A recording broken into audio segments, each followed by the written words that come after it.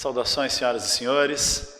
A vez agora é trocar uma ideia sobre reforma protestante, sobre reforma religiosa. Para começar a falar desse tema, então deixa eu mostrar aqui, como eu sempre faço, essa papagaiada de marcar o nomezinho como se você fosse um idiota semi-analfabeto incapaz de perceber sozinho que o título da aula é reforma religiosa. Pois bem, esse tema eu vou dividir em duas partes. Vou discutir uma parte agora, que é a origem da reforma protestante a partir da crise do catolicismo, na passagem da Baixa Idade Média para a Idade Moderna, mais precisamente na entrada do século XVI. A crise do catolicismo começa bem antes, mas a constituição de novas religiões cristãs não católicas na Europa Ocidental se dá a partir do século XVI. Então veja, o nosso debate em geral, né, nosso tema global é crise do catolicismo medieval, críticas às estruturas de poder e de mentalidade que o catolicismo produzia, surgimento de novas religiões cristãs não católicas em oposição ao catolicismo, abalando o monopólio da Igreja Católica sobre a espiritualidade cristã na Europa Ocidental e também abalando alguns pilares do poder político e material do catolicismo. Terceiro, nós vamos discutir essas religiões que surgiram a partir da crise do catolicismo. A primeira delas, o luteranismo, depois o calvinismo e seus vários desdobramentos. Depois nós vamos falar do anglicanismo na Inglaterra e vamos falar, como último elemento desse bloco de duas videoaulas, da reação da Igreja Católica ao surgimento dessas religiões protestantes e a tentativa do catolicismo de se adaptar a esses novos tempos. Tá bom? A divisão então vai ser a seguinte, nesta videoaula agora nós vamos falar crise do catolicismo e o luteranismo. E na outra videoaula nós vamos discutir calvinismo, anglicanismo e contra-reforma católica. Tranquilo, gente? Tranquilo como sempre, tranquilo como esquilo. Agora, antes da gente entrar no tema, o que foi e por que ocorreu a reforma religiosa, também chamada de reforma protestante, vocês vão entender esse nome alternativo mais para frente, eu gostaria de fazer uma introduçãozinha, como eu sempre gosto de fazer, porque eu tenho esse vício de localizar historicamente o que está acontecendo. Se a gente quer entender a reforma protestante, a crise do catolicismo e o surgimento de novas religiões cristãs não católicas na Europa Ocidental, nós temos que lembrar que isso está acontecendo num momento histórico em que já está rolando há mais ou menos 300 anos uma forte transição histórica, uma forte transformação das estruturas históricas da realidade europeia. Então a gente vai estudar um tema de mudança religiosa na passagem da Baixa Idade Média para a Idade Moderna. Esse período da Baixa Idade Média passando para a Idade Moderna é resultado de um processo mais longo de transformações que não se inicia nessa época e não se encerra nessa época. Se inicia lá no século XII com o renascimento comercial e urbano.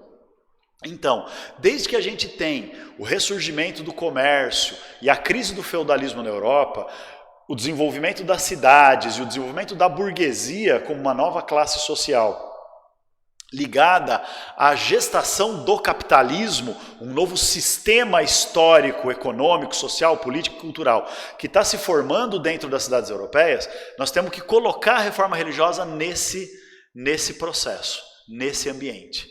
Então nós temos lá desde o século XII, né, gradualmente, o renascimento do comércio, o renascimento das cidades, o desenvolvimento da burguesia, a gestação do capitalismo.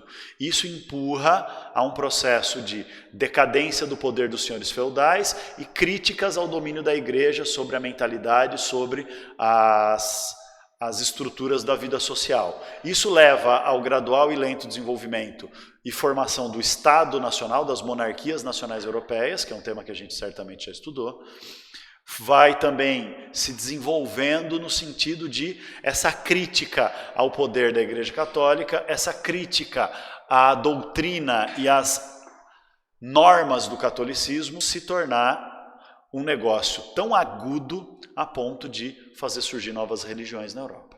Então esse é o nosso processo. Nós entendemos bem a reforma como mais um elemento cultural religioso daquela velha crise do feudalismo que vinha desde os séculos XI e XII. Aquela velha decadência do sistema feudal que estava acontecendo por conta da ascensão, da formação do sistema capitalista. E se tudo está sendo questionado e tudo está se transformando, cedo ou tarde a religião também se transformará. Então vamos ver a transformação religiosa. Então, o que foi porque ocorreu a reforma protestante, ou reforma religiosa? A reforma é, então, esse ponto culminante de um processo de crise e decadência da autoridade exclusiva da Igreja Católica na Europa Ocidental em termos de religião e cultura. Esse monopólio do poder ideológico da Igreja Católica vai se rompendo porque o catolicismo da Baixa Idade Média começa a viver uma crise. Que crise é essa? É uma crise de desconfiança, ou seja, as sociedades europeias começam a desconfiar que o catolicismo é capaz de cumprir o que promete. E o que é que o catolicismo, assim como todas as religiões universalistas, monoteístas e reveladas prometem? A salvação da alma. Então, o grande papel político e social do catolicismo, e aí eu não estou dizendo que a religião cristã, nem tampouco a religião católica, existia para isso. Mas o grande papel político e social de qualquer religião, enquanto elemento de estabilização social, é criar um sentimento de segurança metafísica. Ou seja, uma confiança de que cumprir os preceitos, as regras e princípios da religião garante uma condição de salvação para a eternidade. Essa é a base do pensamento cristão. Se foda na vida, mas obedeça e acredite em Deus, porque assim você está garantindo que após a morte a eternidade será de bem-aventurança. Bem-aventurança no jargão cristão quer dizer uma vida abençoada, uma vida iluminada, uma vida no paraíso. Tá certo? Então o que está acontecendo com o catolicismo medieval? Ele não está mais sendo capaz de garantir essa pacificação social. Está surgindo uma inquietude religiosa. As pessoas católicas estão vivendo um enorme medo de ir para o inferno. Então o catolicismo não está cumprindo com essa função de pacificação, estabilização e tranquilização da sociedade para apoiar e sustentar as estruturas. E por que não? Por causa de uma série de coisas que começam a se tornar contraditórias.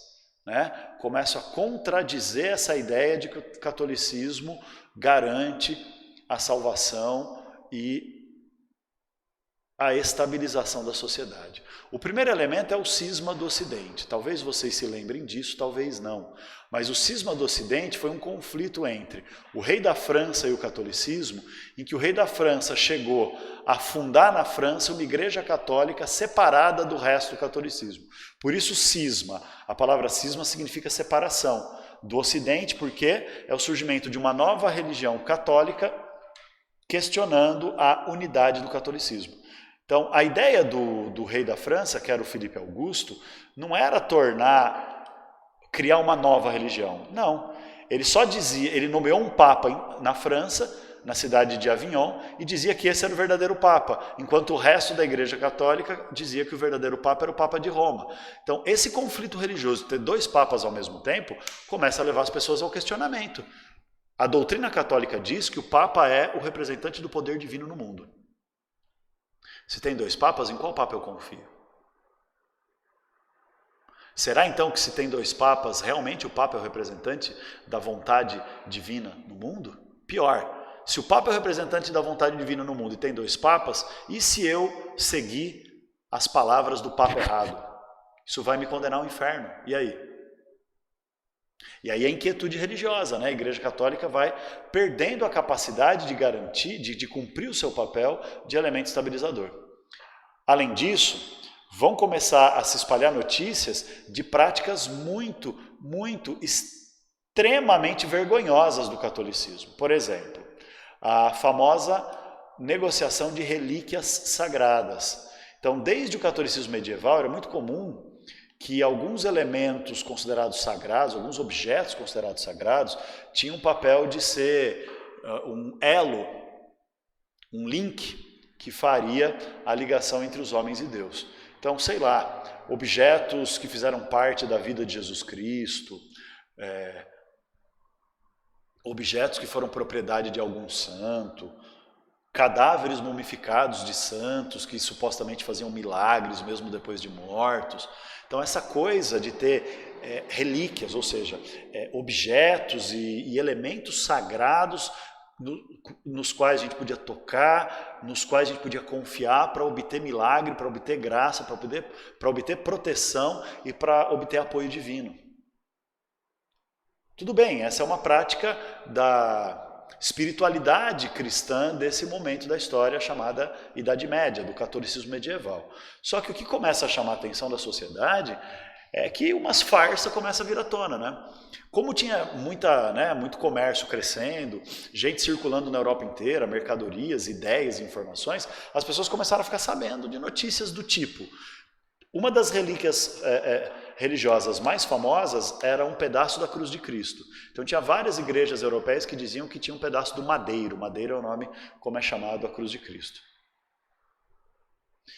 Bom, tem um historiador francês medievalista chamado Georges Duby, que ele diz que ele fez um estudo que ele concluiu que se a gente juntasse todos os pedacinhos de madeira da cruz de Cristo em todas as igrejas europeias, juntar tudo daria para fazer uma caravela. De tanta igreja que dizia ter um pedacinho da cruz de Cristo, que se você desse uma grana para ajudar a igreja, você relevava um pedaço da cruz de Cristo para casa. Sabe, tipo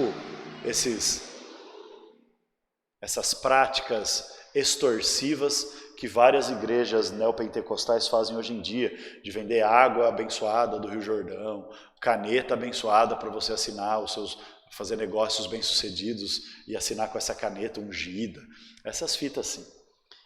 Os caras vendiam relíquias sagradas. E aí, mano, ou o Jesus Cristo era um monstro gigantesco de 20 metros de altura, ou era mentira, né? Não era pedaço da cruz de Cristo porra nenhuma.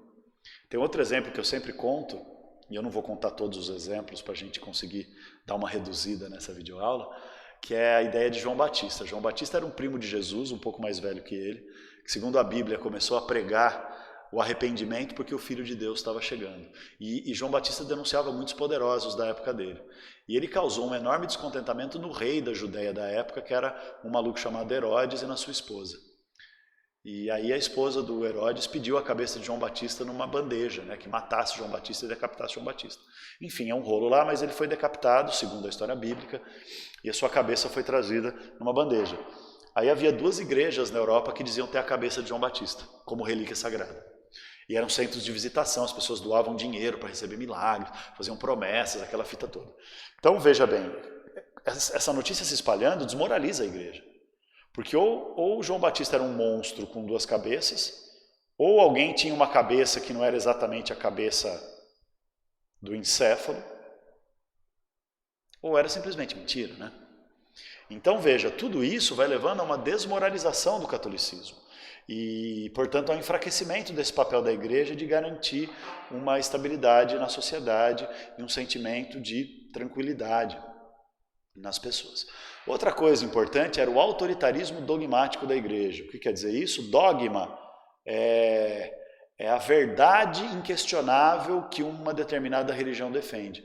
Então a Igreja Católica era completamente inflexível nos seus dogmas e perseguia as pessoas que contrariavam esses dogmas, essas verdades religiosas, que essas pessoas eram chamadas de hereges. Então a igreja usava de muita violência contra qualquer tipo de questionamento ao padrão dominante da mentalidade católica.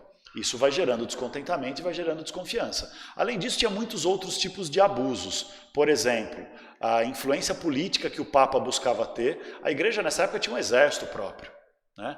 Uma força militar para defender os interesses políticos da igreja católica ao redor do mundo mediterrâneo. Além disso, a licenciosidade quer dizer o quê? A putaria que os padres faziam na época. Já existia o lance do celibato clerical, que é a obrigação dos padres se dedicarem exclusivamente à igreja e não constituírem família e não terem relações sexuais, mas os padres desciam a chibatada na mulherada nas aldeias. Tinha até um ditadozinho, né? Quem ficar por último é a mulher do padre, ou seja, a mulher que demorar muito tempo para casar acaba sendo forçada a virar amante do padre da aldeia.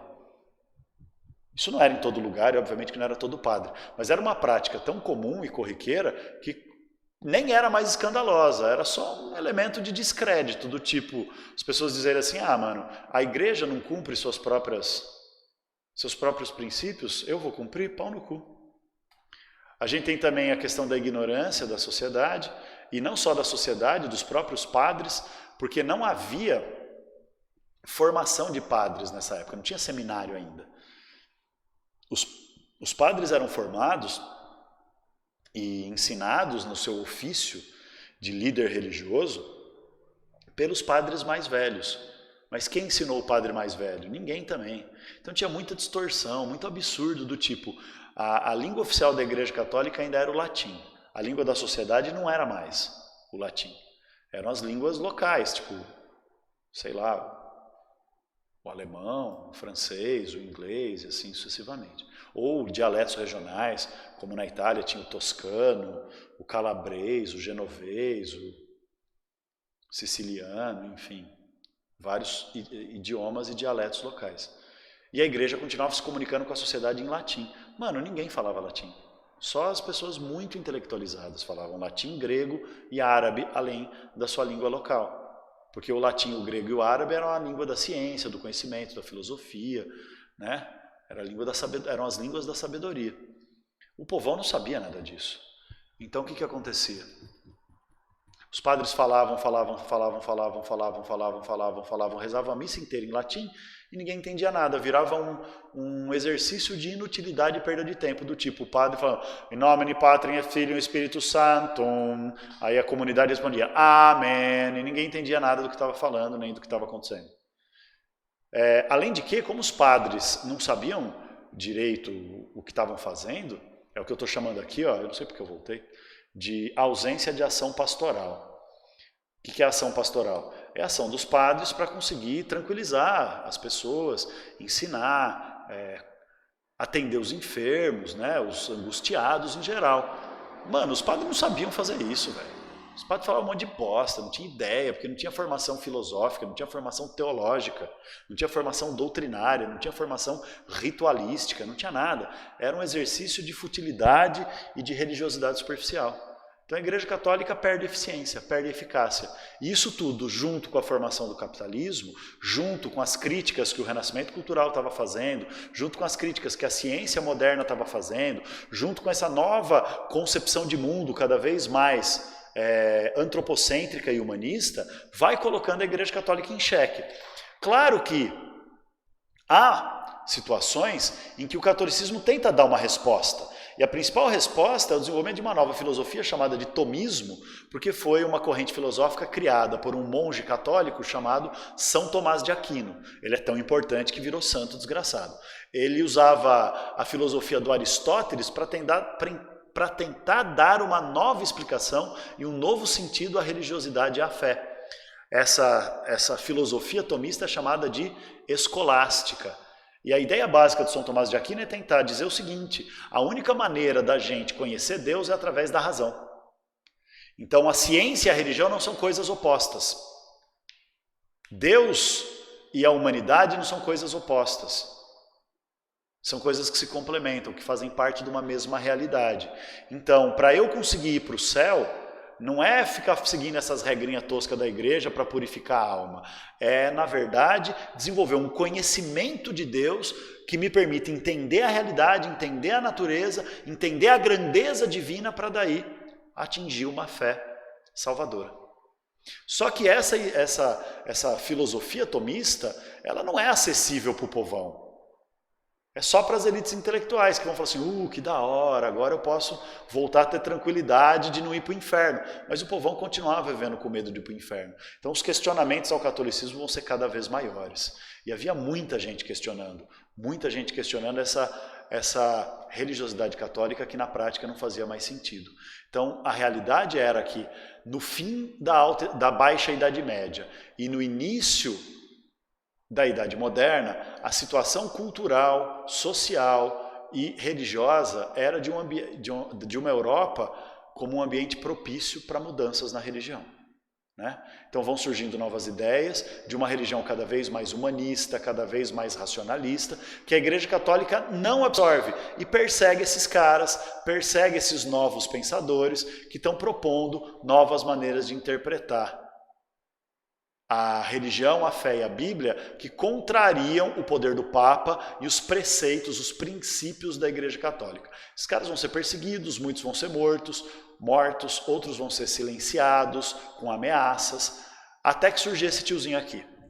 Esse tiozinho era um monge alemão agostiniano. Os monges agostinianos, eles eram famosos por serem responsáveis pela preservação dos livros e do conhecimento dentro do catolicismo. Eles seguiam a regra de Santo Agostinho, que é o primeiro grande filósofo do catolicismo. E o Lutero, como bom monge agostiniano, ele era um estudioso da Bíblia. E ele começou a usar a Bíblia, os ensinamentos da Bíblia, os termos, as palavras, os trechos da Bíblia, para contrariar as ideias que o Papa impunha e que o Papa defendia, que o Papa pregava e que a Igreja impunha como verdade absoluta do cristianismo no mundo. Isso vai gerar um atrito. Só que o Lutero, meus amores, viveu no finalzinho do século XV e começo do século XVI, ou seja, passagem dos anos 1400 para os anos 1600, que era uma época em que a transição capitalista já estava, a formação do capitalismo já estava num estágio bem forte, já tinha passado a crise do século XIV. As grandes navegações já tinham acontecido, o capitalismo já tinha virado mercantilismo, em vários lugares da Europa já tinham se formado os estados nacionais, as cidades já eram os grandes centros da riqueza, não mais o feudo, não mais a igreja. Já era uma época em que os outros pensadores humanistas e racionalistas, como São Tomás de Aquino, que não criticou o catolicismo, mas quis adaptá-lo, e outros pensadores de outras regiões que criticaram o catolicismo e foram perseguidos, essa gente já tinha feito um grande trabalho de crítica e questionamento ao catolicismo. Então Lutero surge num momento em que a fome e a vontade de comer estão se juntando, ou seja, em que o desejo de mudança religiosa da população é forte e o ambiente propício para as mudanças é forte. Para mudanças não só religiosas, mas de vários tipos que estavam acontecendo. Então, o Lutero, vendo nesse momento, ele vai conseguir ter apoio suficiente para, mesmo perseguido, não abandonar suas ideias, nem ser eliminado. Na verdade, ele vai conseguir o que ele não queria. O que ele queria é fazer uma reforma no catolicismo. Por isso que o movimento chama reforma religiosa ou reforma protestante. A ideia original do Lutero, que é o primeiro reformista bem-sucedido, era a ideia de fazer o catolicismo voltar a uma pureza original de uma fé bíblica e não de seguir o pensamento do Papa, que é muito mais um chefe político do que um chefe religioso. Mas o Lutero não conseguiu essa reforma. Ele acabou fundando uma nova religião, o luteranismo, que vai questionar, vai ser a primeira religião cristã não católica na Europa Ocidental que vai ter uma duração duradoura, ela existe até hoje. E vai ser um grande baque, um grande impacto sobre a autoridade e o poder do catolicismo. Então, o nosso próximo passo é discutir um pouquinho o luteranismo. Então, vamos lá. Dá uma olhada aqui comigo. Pois bem, o Lutero defendia algumas ideias que eram altamente críticas ao catolicismo. Eu não vou ficar me debruçando sobre o luteranismo como um todo, até porque eu tenho uma formação religiosa luterana, então eu conheço bastante da teologia luterana, por conta da minha formação religiosa, mas a questão não é essa, né? A questão não é entender a doutrina e o projeto religioso luterano. A questão é entender o que o luteranismo diz que afeta profundamente a autoridade do catolicismo e abala a realidade da época. A primeira ideia luterana que abala o poder do catolicismo é a ideia que eu marquei com a primeira seta ali, de que a salvação da humanidade vem pela fé. A Igreja Católica na época defendia como ideia central uma ideia do Santo Agostinho e o Lutero, apesar de ser um monge agostiniano, ele não concordava muito com essa ideia, que era a ideia do livre-arbítrio, de que o homem escolhia o caminho do bem ou o caminho do mal. Se escolhesse o caminho do mal, ia ter que enfrentar a punição divina, e se escolhesse o caminho do bem, ia receber a salvação divina. E para o homem viver o caminho do bem, ele tinha que fazer o que a igreja chamava de boas obras. As boas obras eram sacrifícios pessoais em nome da religião. Esses sacrifícios podiam ser prestar auxílio aos pobres, podia ser doar dinheiro para a igreja, podia ser fazer serviço religioso, podia ser ajudar os doentes, enfim. Havia uma série de boas obras que eram consideradas atitudes de fé cristã para o cristão caminhar a trilha do bem para chegar à salvação da alma. Então, é uma interpretação religiosa de que é a bondade que o homem faz que o leva para o céu. E o Lutero, ele vivia uma angústia muito profunda, porque ele considerava que por mais coisas boas que ele fizesse, as coisas boas nunca iriam compensar o tanto de pecado que ele cometia. Mesmo ele sendo um monge, ele se considerava altamente pecador. É um lance meio paranoico, assim, né? meio psicológico. Por que o Lutero achava isso? Porque ele tinha muito desejo sexual, tadinho. Ele tinha o celibato clerical para cumprir, mas ele queria trepar. E ele se apaixonou por uma mulher e tal, e vivia sentindo o desejo sexual fudido. Então ele pecava a cada momento, a cada respiração ele pecava em pensamento, sabe? E aí ele pensava, mano, se eu for depender das coisas boas que eu faço para compensar os pecados que eu cometo, nem que eu fazer coisa boa o tempo inteiro que eu estiver acordado não vai compensar o tanto de pensamentos impuros que eu tenho.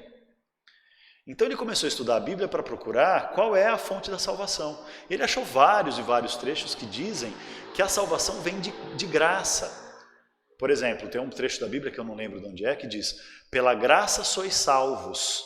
Pela graça sois salvos. Ou seja, vocês são salvos pela graça. O que é a graça? De graça, presente de Deus a salvação.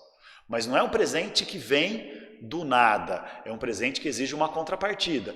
Por que Deus dá a salvação de graça? O próprio versículo da Bíblia completa: pela graça sois salvos, mediante a fé em Cristo Jesus. Então é a fé que salva. O que é a fé? É a crença no sacrifício de Jesus como uma ação suficiente para a salvação da alma. Então, é Jesus que sacrificou e lavou nossos pecados.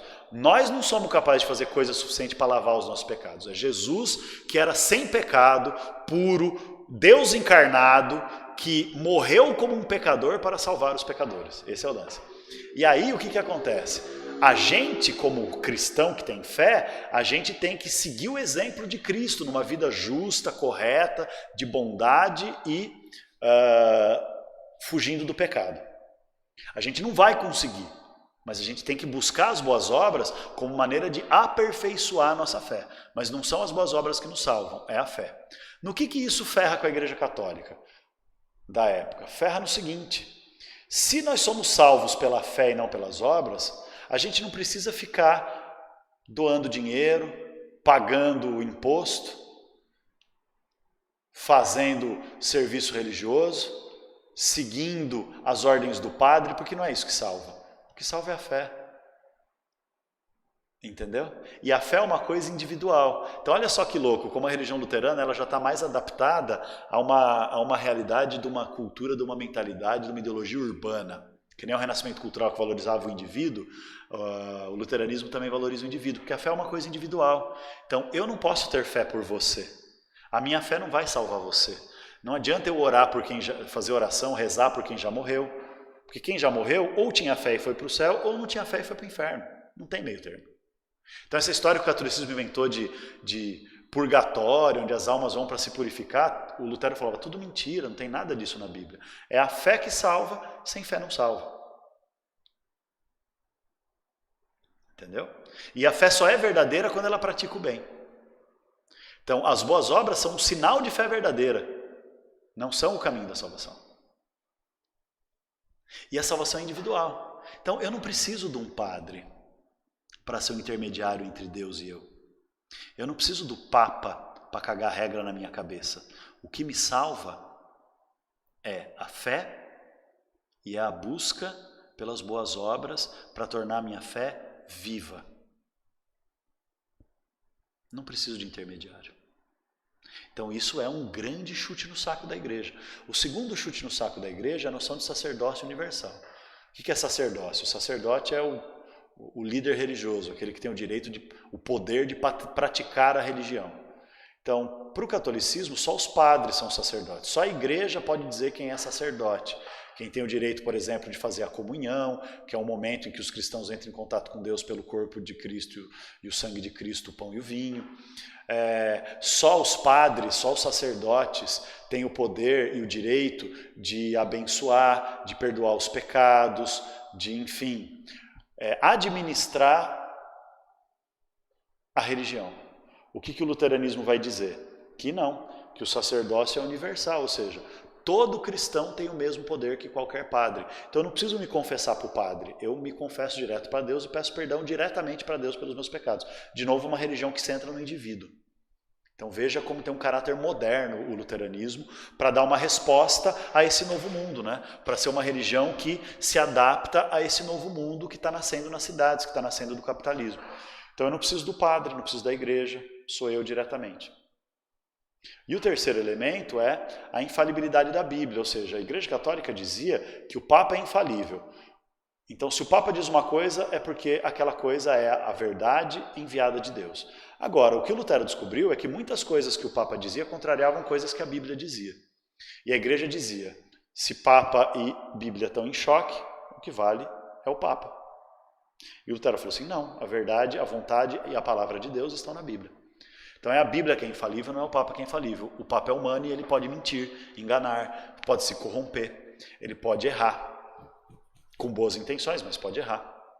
Então não é o Papa que é o dono da verdade, é a Bíblia que é a dona da verdade. Então, de novo, tira da Igreja Católica toda a autoridade de controlar o que é a verdade religiosa.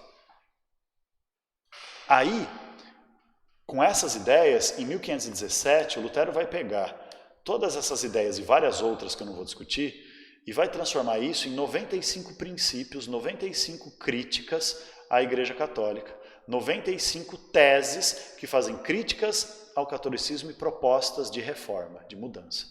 Ele pregou isso na porta da igreja da cidade onde ele vivia, a igreja de Wittenberg, na atual Alemanha, e começou a defender essas ideias. O bispo, que é o alto clero da região, né? O bispo da região dele deu uma bronca nele, falou assim, Lutero, você tem que parar de defender essas merdas. Eu falei assim, não, eu não vou parar de defender isso aqui, porque isso aqui eu descobri na Bíblia, isso aqui é a verdade da religião cristã, a igreja tinha que adotar isso. Eu estou defendendo ideias não contra a igreja, mas a favor da renovação da igreja. Aí o bispo dele falou assim, tá bom, eu vou mandar suas ideias para o Papa avaliar, como uma tese teológica. Beleza, mandaram as ideias do Lutero para o Papa falou assim, vai tomar no cu, isso aí é uma merda, tá tudo errado. Para com isso. Aí chegou a ordem para o Lutero parar com isso, senão ele ia ser excomungado. Excomunhão é o primeiro passo para a pessoa ser perseguida, o que significa excomungar. Não é mais, tirou. A comunhão, ou seja, você não é mais da comunhão da igreja, você não é mais um católico. Então você vai ser perseguido como um infiel. E aí o Lutero se negou, foi excomungado, aí ele é muito filho da puta, queimou a carta de excomunhão assinada pelo próprio Papa na praça, na frente da igreja de Wittenberg, e falou assim, foda-se, eu vou defender minhas ideias e vou pro pau com esse Papa lazarento aí. E foi pro pau, e não morreu, e fundou uma nova religião. Aí você poderia me perguntar assim, nossa Osmar, mas como é que Lutero conseguiu fundar uma nova religião? Se você perguntasse para um luterano assim, ortodoxo, fundamentalista, ele ia te responder o seguinte, se fosse perguntar para o meu tio, por exemplo, ele ia te responder o seguinte, porque Lutero tinha razão. Deus abençoou Lutero, Deus protegeu Lutero e Deus salvou Lutero da perseguição da Igreja Católica. Agora, como nós estamos aqui fazendo história, discutindo história, né, conversando sobre historiografia, sobre a ciência da história, o que eu digo para vocês é o seguinte, Lutero viveu numa época em que ele não era o único que estava afim de criticar a Igreja Católica e principalmente tinham muitos ouvidos católicos atentos às críticas à Igreja, porque tinha muita gente querendo ouvir críticas ao catolicismo para brigar com a Igreja. Lá na região onde Lutero vivia, que nessa época chamava Sacro Império Romano-Germânico, quem estava muito atento às críticas à Igreja Católica eram os príncipes alemães. Quem são esses príncipes alemães?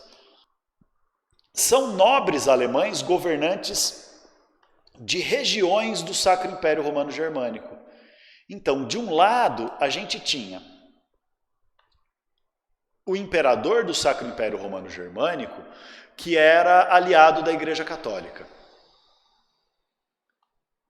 Então, de um lado, nós tínhamos imperador do Sacro Império e a Igreja Católica unidos para combater o Lutero, que era apoiado por quem? As ideias do Lutero foram apoiadas por quem? Por esses príncipes alemães. Porque eles pensaram assim, caralho, mano, se a gente ajudar esse Lutero, a gente enfraquece a igreja. Se esse Lutero criar uma nova religião, a gente se converte a essa nova religião. E aí, o que nós vamos falar? Que nós não vamos mais obedecer o imperador porque ele impõe o catolicismo. Então, nós vamos formar estados nacionais onde nós mesmos vamos governar os nossos paizinhos alemães. Não vamos mais fazer parte do Sacro Império, nós vamos, o cara, né, eu que sou príncipe da Áustria vou governar a Áustria, eu que sou príncipe da Prússia vou governar a Prússia, eu que sou príncipe da Baviera vou governar a Baviera, e assim nós vamos formar estados nacionais regionais. Uia! Mas para isso nós temos que apoiar o Lutero. Então muitos desses príncipes alemães se converteram ao luteranismo porque de fato acreditaram na pregação luterana. Mas muitos se converteram ao luteranismo com interesse político, de enfraquecer a Igreja Católica e o Sacro Império Romano-Germânico e assim fortalecer, ajudar a criar o luteranismo, criar uma nova religião para fortalecer o poder desses príncipes alemães na sua própria região, para formar estados nacionais independentes. Na Baviera, na Prússia, na Áustria, assim sucessivamente. Deu para entender? Que bom que deu para entender. E aí é por causa disso que o Lutero não morre. Porque ele vai ter apoio político. Esses caras, esses príncipes, esses governantes regionais vão proteger o Lutero. Vão ajudar o Lutero a pregar a sua religião, a espalhar suas ideias e a conseguir sobreviver nesse contexto de perseguições que o catolicismo impunha. Então, gente, olha só que interessante. Essa treta entre príncipes alemães luteranos, de um lado, e a Igreja Católica, de outro lado, junto com o Sacro Império Romano-Germânico, seu imperador, e outros nobres do Sacro Império, principalmente da região de hoje fica a Itália, que o Sacro Império Romano-Germânico dominava mais ou menos o que hoje é a Alemanha, a Áustria, a Itália, a República Tcheca, a Eslováquia, toda aquela região e um pedaço dos Balcãs ainda. Então, os príncipes mais do sul, onde hoje é a Itália e tal, eles eram católicos. Os príncipes mais do norte, eles eram luteranos. Então, os austríacos eram católicos, a galera da região da Ístria, da Ilíria, do Vêneto e tal, eram católicos. Os caras do norte, da Baviera, Baviera ainda tem bastante católico, mas da Prússia, de Frankfurt, de Platinado, dos ducados e tal, essa era uma galera luterana que estava querendo tratar com a igreja. Então, foram anos de disputa, décadas de disputa, muita guerra.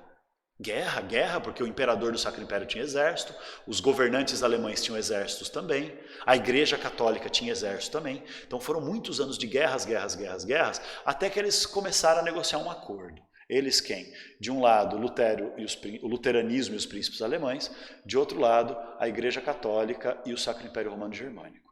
Essa negociação para chegar a uma solução, acabar com as revoltas e guerras e tentar manter um equilíbrio na região do Sacro Império, foi chamada de Dieta de Worms. Worms é o nome da cidade onde os príncipes alemães, os príncipes italianos, o imperador do Sacro Império e os líderes religiosos católicos e luteranos se reuniram. Dieta, essa palavra dieta não quer dizer que eles ficaram sem comer não, piadinha de tiozão do churrasco, quer dizer tipo de uma reunião de representantes. Dieta em alemão quer dizer tipo uma assembleia imperial. O imperador é o chefe da dieta, mas tem representantes de todas as regiões para discutir as questões que iam ser discutidas. E a Dieta de Worms, primeiro, inicialmente, ela tentou impor a ideia de que os príncipes luteranos tinham que abandonar o abandonar o luteranismo, abraçar o catolicismo para unificar o Sacro Império.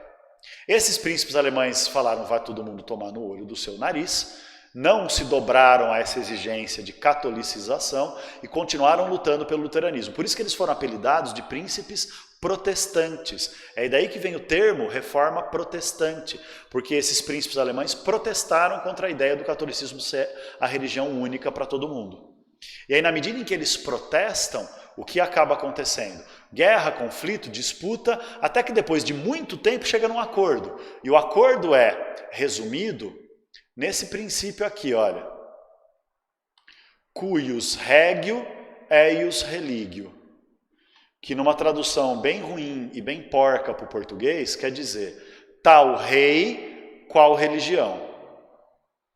Então, se o rei da região onde você vive, você povão, se o rei ou príncipe da região onde você vive é luterano, o povo e a nobreza daquela região vai ser luterano e foda-se. Se o rei ou príncipe da região onde você vive é católico, o povo e a nobreza vai ter que ser católico e dane-se. Entendeu? Que era para tentar acabar com as guerras. Então é o princípio de que cada príncipe alemão vai escolher sua própria religião e vai impor essa religião para o seu povo dentro do seu território. E isso, óbvio, né, gente? Enfraquece a Igreja Católica, mas é o que deu para fazer.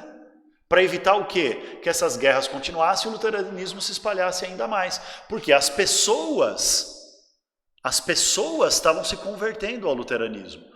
Os príncipes, nem todos. Então o que a igreja pensou? Vamos frear a expansão do luteranismo de que jeito? A Igreja Católica vai se aliar com os reis, imperadores e príncipes católicos, e esses reis, imperadores e príncipes, para ter a ajuda da igreja, vão forçar o povo a continuar católico. Assim para de espalhar o luteranismo. E nas regiões luteranas, onde os príncipes eram luteranos, a Igreja Católica se conformou que já tinha perdido o controle sobre aquela região. E mesmo ainda tendo católico no norte da Alemanha, deixou na mão dos luteranos. Então os luteranos vão forçar a conversão e a luteranização das pessoas no norte. Mas é para tentar não perder mais. Então veja, olha que louco, se você se lembra das minhas aulas, se você teve essa aula comigo, quando eu dei aula sobre formação das monarquias nacionais, eu disse que a Igreja Católica era um dos grandes empecilhos, um dos grandes fatores que atrapalhavam, uma das grandes barreiras para a formação do Estado Nacional. Porque, apesar da Igreja Católica apoiarem a ideia de que os reis vêm de um poder divino, etc, etc, etc, a igreja não queria ter que obedecer ao rei. A igreja queria continuar sendo um poder universal acima dos reis. Então sempre dava treta. Inclusive aquele cisma do Ocidente que eu falei no começo da aula, era uma treta entre o rei da França e o Papa da época. A partir daqui, dessa dieta de Worms, a Igreja Católica vai se conformar com o quê? De que não dá mais para ficar brigando contra os reis. Se brigar contra os reis vão cada um assumir sua própria religião e vão abandonar o catolicismo e aí já era. Eu coisei a seta errada, desculpa. Eu queria fazer aqui a seta. Vou até apagar, fiquei com vergonha agora. Né? Então, que a Igreja Católica vai ter que aceitar o luteranismo onde ele já está acontecendo e vai ter que se aliar com os reis, se aliar com o imperador do Sacro Império, se aliar com os príncipes católicos, ajudar a formar Estado Nacional centralizado, aceitar dentro de cada reino, de cada país, a igreja vai ter que aceitar que o rei manda mais que ela para manter o controle sobre as pessoas, para manter o catolicismo como uma religião importante. Então a igreja vai ter que se reinventar para sobreviver e começa com isso, começa com dar o braço a torcer. Não mais tentar limitar o poder dos reis e colocar o poder do Papa acima dos reis, mas aceitar que dentro de cada reino ou de cada Estado nacional, o governo, o rei manda mais e a igreja se aliar com os reis católicos, como fez na França, como fez em Portugal, como fez na Espanha, como fez... Uma moto super agradável passou aqui, como fez no Sacro Império Romano Germânico. Tá bom, gente? Para terminar, esse acordo vai gerar reflexos sociais, ou seja, vai ter impacto na sociedade. Então, por exemplo, vai ter muito nobre que não vai aceitar se converter ao luteranismo lá no norte da Alemanha. E eles vão ser reprimidos e vão ser perseguidos, vão ser mortos. Então, vai acontecer uma revolta da nobreza contra essa imposição de uma religião única de acordo com a religião do governante, que os nobres não vão aceitar, vão se revoltar, mas eles vão ser esmagados pelo poder do próprio Sacro Império e dos príncipes alemães, que tinham que pôr em prática o cujus regio ejus religio como uma maneira de chegar a uma paz e acabar com as guerras internas do Sacro Império e tentar pacificar a situação. Vai ter também revolta de camponês. Essa revolta de camponês foi um negócio muito sério, né? O próprio Lutero ficou em choque com essa revolta de camponês, porque olha só o que os camponeses fizeram. Eles interpretaram o luteranismo de um jeito a pensar assim: se o Lutero está dizendo que a Igreja Católica distorce mente, a ideia de que Deus criou um mundo em que uns oram, outros lutam, outros trabalham, os que oram, os que lutam, são dominantes, dominam as terras, dominam a riqueza, dominam o poder, e nós que trabalhamos temos que se fuder para sustentar esses vagabundos da nobreza e do clero.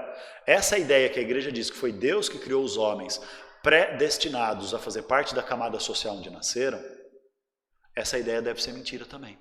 Então os camponeses lá da Alemanha começaram a lutar por reforma agrária, por divisão de terras, pelo direito de derrubar os seus senhores feudais, de não pagar impostos para eles e virar camponeses livres, cada família cuidando da sua terra para sua própria subsistência e seu próprio desenvolvimento.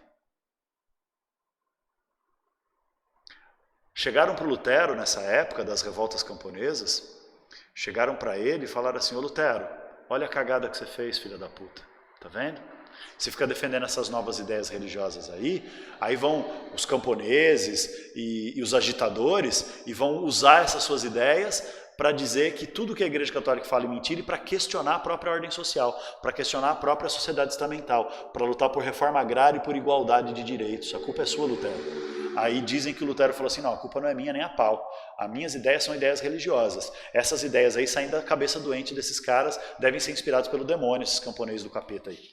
E o que a gente faz com esses camponeses que estão revoltados, estão atacando castelos feudais, matando famílias de nobres e senhores feudais? O que a gente faz com eles? Queima todos. Queime todos. Ou seja, reprime, caralho. Reprime. Então, para você ver como Lutero era um cara à frente do seu tempo, em parte, quando ele propõe uma religião baseada no indivíduo, na crença individual, mas ele é um homem ainda do seu tempo, né? Um homem medieval, porque acredita profundamente que o lucro excessivo é pecado, que a usura é pecado e que os camponeses têm que aceitar a sociedade estamental, senão estão cometendo pecado e têm que ser mortos mesmo, para servir de exemplo. Tá bom, pessoal? Então, para terminar essa aula, só dizer mais isso aqui, ó. A nova religião chamada luteranismo é uma religião submissa ao Estado, ou seja, o luteranismo não é uma igreja organizada que nem a Igreja Católica, que tem um papa e que tem uma verdade única. O luteranismo não tem uma estrutura hierárquica de poder. Eu, como luterano, luterano de formação, né? Não frequento mais, por motivos bem interessantes. Se vocês quiserem conversar sobre isso algum dia, a gente troca ideia. Mas o luteranismo se organiza assim. O pastor da igreja não é um chefe. Ele é um líder religioso. Mas ele não é o cara que controla, por exemplo, o dinheiro da comunidade. As pessoas doam dinheiro para a igreja para manter a comunidade funcionando, para ter um templo, para conseguir pagar um salário para o pastor, para comprar os elementos necessários para a religião, cortina para as janelas, por exemplo, sabe? Um altar, para mandar fazer um altar de madeira da hora e tal, para pintar o templo, pintar a igreja. Tudo isso é dinheiro dos próprios crentes. Não tem uma estrutura de poder chamada Igreja Luterana, que tem dinheiro centralizado tudo quanto é canto, que vai mandar dinheiro para isso. Não, a comunidade é autônoma. E a comunidade elege sua própria diretoria, que gerencia o seu dinheiro e inclusive decide se o pastor pode ou não pode ficar ali. Então, se o pastor está causando descontentamento na comunidade, ele não é o dono da comunidade. A comunidade fala assim: ó, pastor, muito obrigado, nós estamos mandando você embora e vamos chamar um pastor novo. Nós não queremos mais você. Entendeu? Porque tem essa autonomia. Então, não tem uma igreja que tem uma hierarquia de poder que vai interferir nas questões políticas. Né? O Papa interferia nas questões políticas por quê? Porque a Igreja Católica é uma puta estrutura de poder e riqueza. Tem terra pra caralho, tinha exército, recebia dízimo, que é um imposto religioso, de tudo quanto é região da Europa. O luteranismo não. Então uma religião que o governo consegue, não é que o luteranismo vai se submeter ao Estado, ou seja, vai ser uma religião que vai falar, obedecer tudo que o Estado manda. Mas o luteranismo vai defender que a religião luterana não deve se intrometer nos assuntos públicos do Estado. O cristão, sim, deve participar da política e colaborar com as suas opiniões de cristão, com a sua ética de cristão, etc, etc, etc. Mas que a igreja luterana não se mete nisso. Então é uma igreja que não atrapalha a política, não atrapalha o Estado Nacional, não atrapalha o poder do rei. Por isso que a igreja católica vai ter que se adaptar, né? Vai ter que se dobrar também. Beleza, minha gente? Então essa é a primeira parte da Reforma Protestante. Na videoaula seguinte a gente vai discutir a segunda parte da Reforma Protestante. Abraço. Esqueci qual é a tecla. Ah, lembrei.